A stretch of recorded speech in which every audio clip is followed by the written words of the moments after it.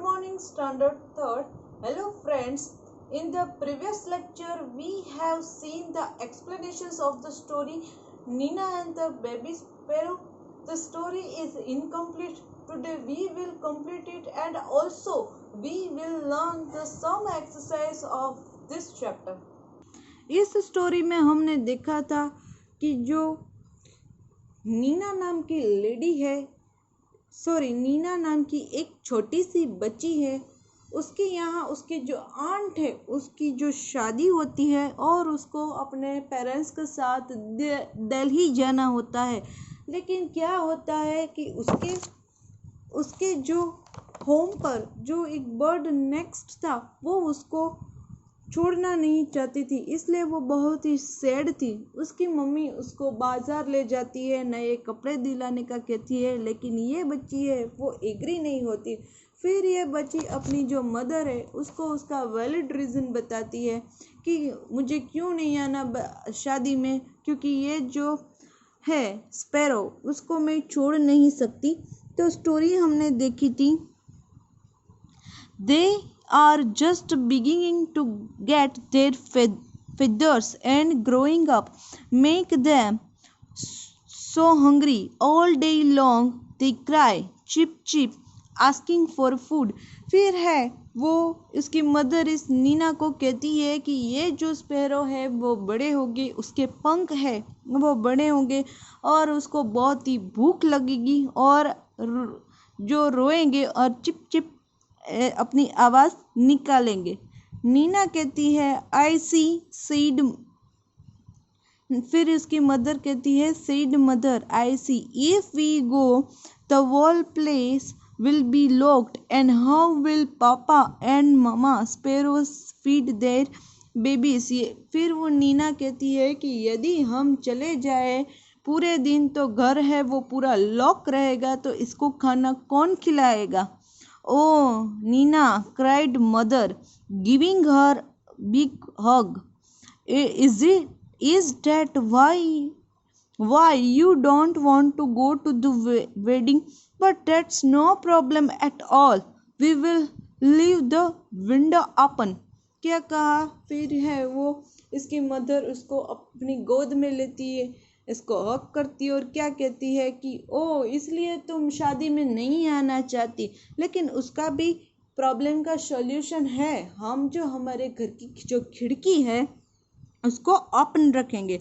O can we mother, can we really. फिर वो नीना कहती है कि क्या सच में मम्मी ऐसा हो सकता है, क्या हम सचमुच ऐसा कर सकते हैं। फिर देखो उसकी मदर कहती है yes yes We will remove all your things from the room and lock the door on the outside. क्या कहते हैं, हम घर को बाहर से लॉक करेंगे और अपनी जो चीज़ें हैं वो सब हटा लेंगे, दूर करेंगे, उसको रिमूव करेंगे और खिड़की है वो खुली रखेंगे। So the house will be perfectly safe and Papa and Mama Sparrow can come and go freely too. फिर क्या कहते हैं, इसलिए हमारा घर भी सेफ रहेगा और उसमें भी कोई दिक्कत नहीं आएगी। और ये जो दो स्पैरो है, देखो बेबी स्पैरोस दो छोटे, वो भी फ्रीली आ जा सकते हैं। Just think Nina, while you enjoy yourself at the wedding, the baby sparrow will be getting a nice and fat in their nest. Good idea, isn't it? फिर क्या कहती है उसकी जो मदर होती है इस नीना को कि नीना तुम यदि वेडिंग में होगी, शादी में जो शादी है उसको एंजॉय कर रही होगी, बहुत ही खुश होगी, तो ये बेबी स्पैरो है वो बड़े हो जाएंगे, फेट हो जाएंगे। तो वो उसकी मदर कहती है अच्छे हो जाएंगे, बड़े हो जाएंगे, फेट हो जाएंगे और अपने नेस्ट से फ्लाई भी कर सकते हैं। क्या ये अच्छा आइडिया नहीं है नीना। फिर नीना कहती है it was a good idea. When Nina came back from the wedding, there were two plump little sparrows flying all over the room, and wasn't Nina thrilled? फिर क्या है, वो नीना है वो उसके पेरेंट्स के साथ है, वो दिल्ली जाती है, फिर वो वेडिंग अटेंड करके आती है। जब अपने घर तो वो क्या देखती है, देखो ये दो स्पैरो है वो बहुत ही बड़े हो चुके हैं, देखो कैसे फैट हो चुके हैं, उड़ रहे हैं, बड़े हो चुके हैं। वो देखकर नीना है वो शॉक हो जाती है। तो यहाँ हमारी स्टोरी कंप्लीट होती है और एज वेल एज ये नीना है वो बहुत ही हैप्पी होती है कि ये दो है बेबी स्पैरोस वो अब बहुत ही बड़े हो चुके हैं। तो इस स्टोरी से हमने देखा कि इस बच्ची को जो बर्ड्स के बारे में जो उसका अटैचमेंट था वो बहुत ही ऊंचा है, उसको कितनी इसकी वरी थी, लेकिन देखो ये बाद में कैसे बड़े हो गए। तो ये जो स्टोरी के उसके जो ऑथर है वो है प्रतिभा नाथ। देखो ये जो स्टोरी के ऑथर है उसका नाम है प्रतिभा नाथ। अब है न्यू वर्ड्स। न्यू वर्ड्स में जो फर्स्ट वर्ड है वो है मार्केट। मार्केट यानी कि बाजार, ब्रदर यानी कि भाई, प्रॉब्लम यानी कि कोई प्रॉब्लम होना, कोई दिक्कत होना काम में, ड्रेस यानी कि क्लोथ्स, कोई ऐसा ड्रेस, अपसेट यानी कि दुखी होना, रिमूव यानी कि दूर करना, वेडिंग यानी कि शादी, लवली यानी कि प्यारा, और पंप यानी कि मोटा।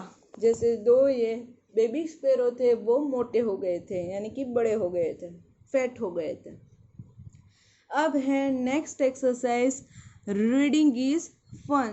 So we can see that there are four questions here. First one is, why was there great joy in Nina's house? Nina के घर में इतना उल्लास आनंद क्यों था?